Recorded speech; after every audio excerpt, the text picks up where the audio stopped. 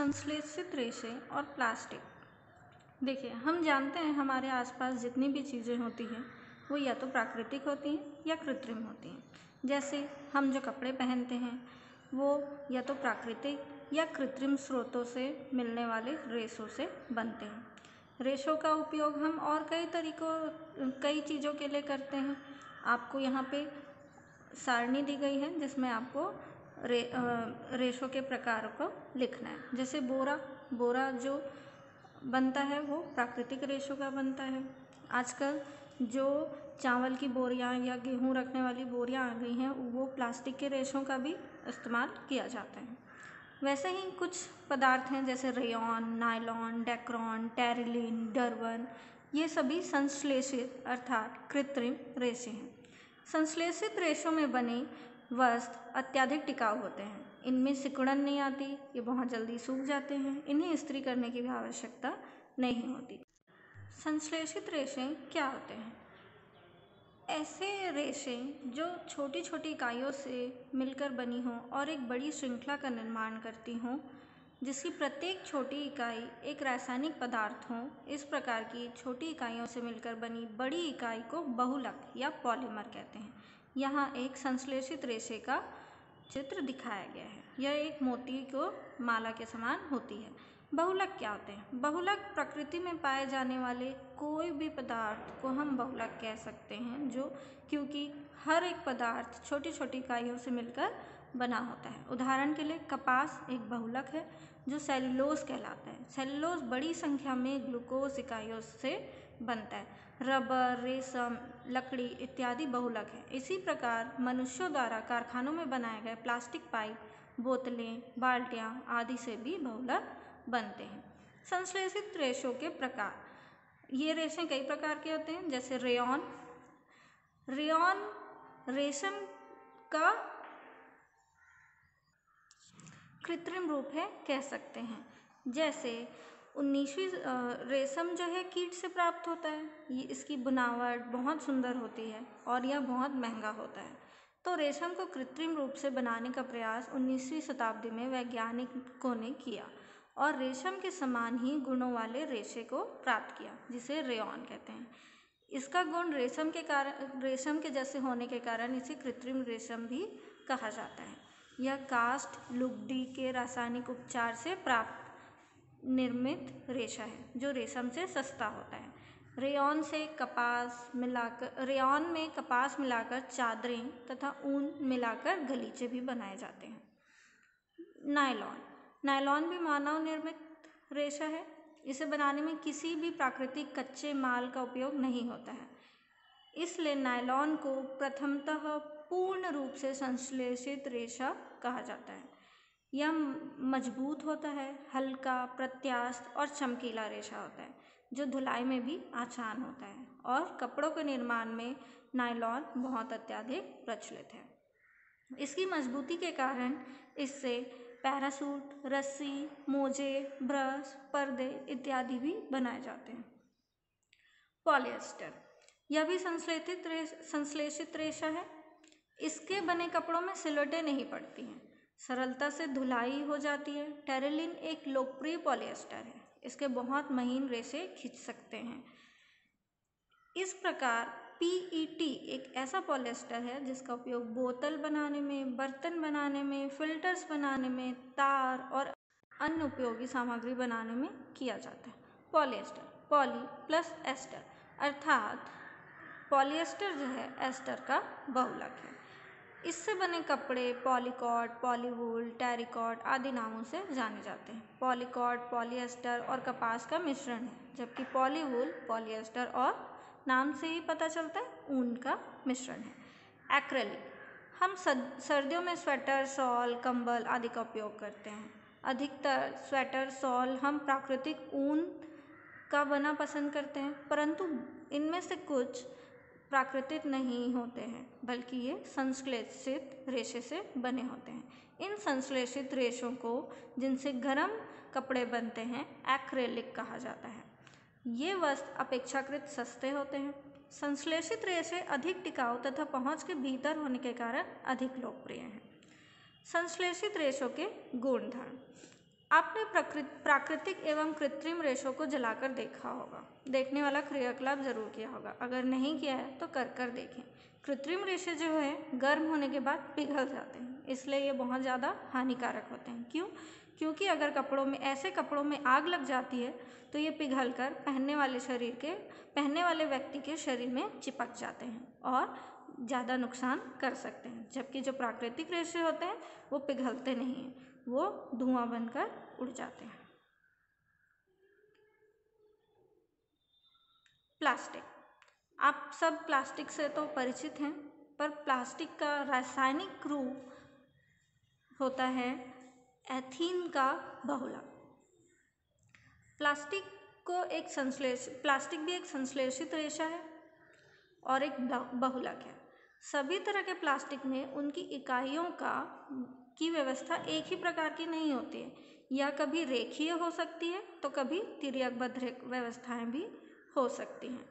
Plastic की कई तरह की वस्तुएं मिलती हैं, क्योंकि इसको आकारों में ढालना, किसी भी सांचे में ढालना बहुत ही आसान होता है। इसे रंगना बहुत आसान होता है, इसे पिघलाया जा सकता है, इसे बेलकर चद्दरों में बदला जा सकता है, इसके महीन तारे बनाई जा सकती हैं, इसलिए इसका उपयोग बहुत ही ज़्यादा होता है।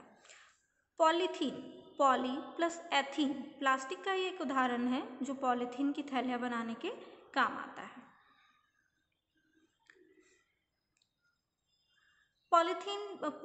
प्लास्टिक भी कई प्रकार के होते हैं। मुख्यतः दो प्रकार हैं इसके, थर्मोप्लास्टिक और थर्मोसेटिंग।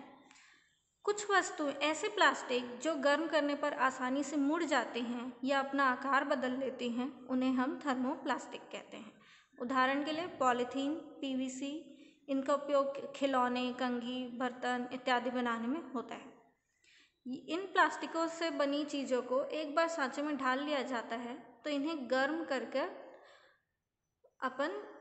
हम लोग इसका आकार बदल सकते हैं। परंतु ऐसे प्लास्टिक जिन्हें गर्म कर नरम नहीं किया जा सकता या एक बार ढालने के बाद उनका आकार परिवर्तित नहीं किया जा सकता, ऐसे प्लास्टिक को थर्मोसेटिंग कहते हैं। उदाहरण के लिए बैकेलाइट और मेलामाइन। बैकेलाइट ऊष्मा और विद्युत का कुचालक होता है, इसलिए यह बिजली के स्विच, बर्तनों के हत्थे इत्यादि बनाने के काम आता है।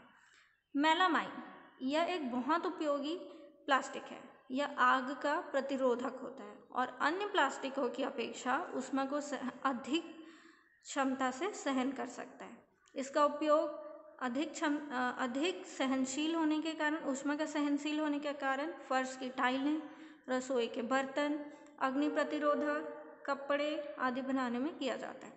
टेफ्लॉन एक विशिष्ट प्लास्टिक है जिस पर तेल और जल नहीं चिपकता, इसलिए भोजन पकाने वाले पात्रों में न चिपकने वाली परत लगाने के लिए भी टेफ्लॉन का उपयोग किया जाता है। प्लास्टिक के अभिलाक्षणिक गुण हम सभी जानते हैं। प्लास्टिक का उपयोग हर जगह होता है। प्लास्टिक के बहुत से गुण हैं, इनमें से कुछ हैं। प्लास्टिक अनअभिक्रियाशील है। प्लास्टिक जल, वायु से कोई अभिक्रिया नहीं करते, इसलिए इनका संक्षारण भी नहीं होता है। इसलिए इनका उपयोग कई प्रकार के पदार्थों, रसायनों को रखने के लिए किया जाता है। हल्का तथा मजबूत होना, प्लास्टिक बहुत ही हल्का और मजबूत होता है। इनसे बनी वस्तुओं का भार तथा कीमत कम होता है। इनकी सामर्थ्यता बहुत अधिक होती है। उपयोग में बहुत आसान होते हैं। धातुओं की अपेक्षा हल्के होने के कारण इनका उपयोग वायुयानों तथा अंतरिक्षयानों में भी होता है। प्लास्टिक कुचालक होता है। ऊष्मा तथा विद्युत का प्लास्टिक कुचालक होता है, इसलिए इनसे बने पदार्थों का उपयोग बिजली के तारों को कवर करने में, खाना बनाने वाले बर्तनों के हैंडल, हत्थे बनाने में किया जाता है। प्लास्टिक और पर्यावरण, हम सभी जानते हैं आजकल कितना प्रदूषण फैला हुआ है और हर जगह जहां आप देखेंगे आपको प्लास्टिक की थैलियाँ, प्लास्टिक के पदार्थ, प्लास्टिक का कचरा यहाँ वहाँ कूड़ेदानों में, नालियों में, सड़कों में, मैदानों में हर जगह दिख जाएगी। क्योंकि प्लास्टिक बहुत ही मजबूत और हर प्रकार से सहनशील होते हैं। ना ये ऊष्मा के भी बहुत अच्छे कुचालक होते हैं, विद्युत के भी बहुत अच्छे कुचालक होते हैं और ये जैव निम्नीकरण से निम्नीकृत भी नहीं होते हैं, इसलिए इनका अपघटन होना अपघटित होने में इनको कई वर्ष लगते हैं। तो प्लास्टिक का निस्तारण एक बहुत बड़ी समस्या बन गई है। प्लास्टिक को अपघटित होने में कई वर्ष लग जाते हैं, इसलिए यह पर्यावरण प्रदूषण का प्रमुख कारण बन गया है। यदि इसे हम जलाते भी हैं तो यह पिघल जाती है और बहुत विषैले धुएं उत्सर्जित करते हैं, जो पर्यावरण को प्रदूषित करता है। तो इसके लिए क्या कर सकते हैं? कुछ शहरों और गांवों में, कई ग्राम पंचायतों में, नगर पालिकाओं में कचरे को एकत्र करने के लिए 2 अलग-अलग कूड़ेदान प्रदान किए गए हैं। आप सभी जानते हैं, आजकल हमारे गांव, शहर सभी जगह स्वच्छ भारत अभियान के तहत 2 प्रकार के कूड़ेदान सभी को रखने के निर्देश दिए गए हैं। प्रायः एक का रंग नीला तथा दूसरे का रंग हरा होता है। नीले कूड़ेदान में पुनः उपयोग किए जा सकने वाले पदार्थ डाले जाते हैं, जैसे प्लास्टिक, धातुएं तथा कांच। वे पदार्थ जो कूड़े के ढेर में अपघटित नहीं होते हैं, इनको नॉन बायोडिग्रेडेबल या जैव अनिम्नीकरणीय पदार्थ कहते हैं। उसी तरह हरे कूड़ेदान में रसोई घर तथा अन्य पादप तथा जंतु अपशिष्टों को एकत्र करने के लिए कहा जाता है। आप सभी जानते हैं, ये अपशिष्ट जो मिट्टी में दबाने पर पूर्णतः अपघटित हो जाते हैं, इन्हें जैव निम्नीकरण या बायोडिग्रेडेबल कहा जाता है। प्लास्टिक के उपयोग को हर जगह कम से कम करने का उपाय बताया जाता है और सभी को इस बात के लिए जागरूक कर रहे हैं कि प्लास्टिक का कम से कम उपयोग हो। तो इनके कुछ उपाय ये हो सकते हैं जिनसे हम प्लास्टिक का उपयोग कम कर सकें। जितना भी आपसे संभव हो सके, कपास या जूट की बनी थैलियों का उपयोग करें। प्लास्टिक के उपयोग से बचिए।